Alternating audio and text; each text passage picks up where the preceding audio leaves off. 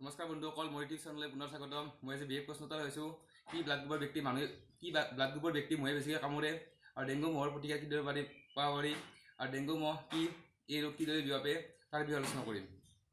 প্ৰথমতে আলোচনা কৰিছোঁ তাৰমানে কি ব্লাড গ্ৰুপৰ ব্যক্তিক মহে বেছিকৈ কামোৰে। কি ব্লাড গ্ৰুপৰ ব্যক্তিক মহে বেছিকৈ কামোৰে, সেইটো হ'ল অ' ব্লাড গ্ৰুপৰ ব্যক্তিক মহে বেছিকৈ কামোৰে।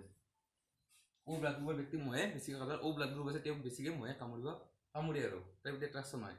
দ্বিতীয়তে হৈছে ডেংগু মহ। কি ডেংগু মহ হৈছে এডিছ ইজিপ্তৰ নামৰ মহটো হ'ল ডেংগু মহ, আৰু এই মহে সংক্ৰামিত মানুহক কামুৰিলে আৰু সেই মহটো সুস্থ মানুহক কামুৰে যদি তেতিয়া এই ৰোগ বিয়পিব পাৰে।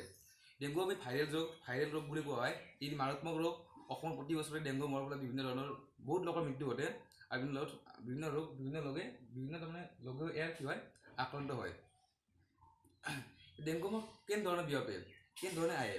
সাধাৰণতে ডেংগু মহে দিনত কামুৰে আমাক, আৰু বৰ্ষা কালত ইয়াৰ উৎপত্তি বেছিকৈ হয়। সাধাৰণতে আমাৰ ঘৰৰ চাৰিওফালে থকা নলা নৰ্দমা বা লেতেৰা পানী বা নাৰিকলৰ যিবোৰ খোলা বা ৰিফ্ৰিজেৰেটৰ পানী, চাটা টায়াৰ আদিত এইবোৰ মহে পানী থাকিলে লেতেৰা পানীত কণী পাৰে। সাধাৰণতে আমাৰ ঘৰৰ চাৰিওফালটো সেইকাৰণে আমি বিশেষভাৱে পৰিষ্কাৰ কৰি ৰখা উচিত।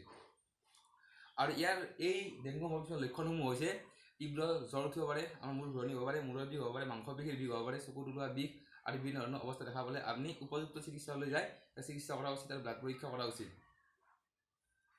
তাৰপিছত আমি ডেংগু মহৰ পৰা প্ৰতিকাৰ পোৱা দিনৰ ভাগত আপুনি কি কৰিব লাগে, দিনৰ ভাগত দীঘল চোলা পিন্ধিব লাগে বা দীঘল পেণ্ট পিন্ধিব লাগে, আৰু দিনত টোপনি যোৱাৰ সময়ত আঁঠুৱা তৰি টোপনি যোৱা উচিত। দিনৰ ভাগত, আৰু বিভিন্ন ধৰণৰ ঔষধ পাতি ছিটিয়াব লাগে যাতে ডেংগু মহ আহিব নোৱাৰে।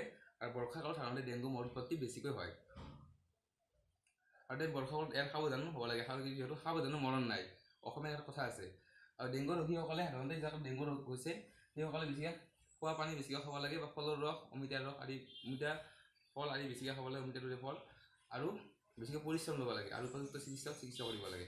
ভিডিঅ'টো ভাল পাইছে আপোনালোকে লাইক, শ্বেয়াৰ, ছাবস্ক্ৰাইব কৰিব। আজিলৈ ইমানেই, ধন্যবাদ।